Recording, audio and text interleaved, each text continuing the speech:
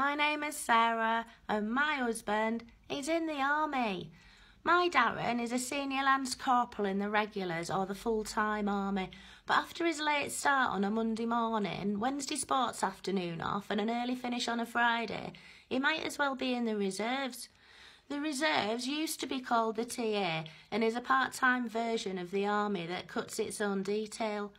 There's a definite rivalry between regulars and reservists, and sometimes they call each other silly names.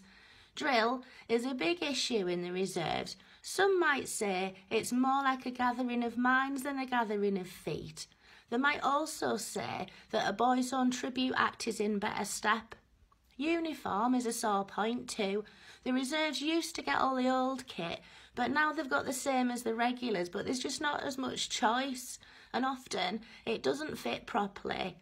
Big Trev, the TA chef, for the past 2 years has had to wear PT shorts so tight they're practically inside him.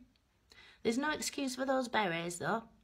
The biggest mistake reservists make is that the army is easy, so they join the regulars. Baptism of fire springs to mind. On the other hand, regulars that leave and then join the reserves, once they've stopped biting the lip, get what's known as the quickening when they realise it's easy money for only slightly less hours.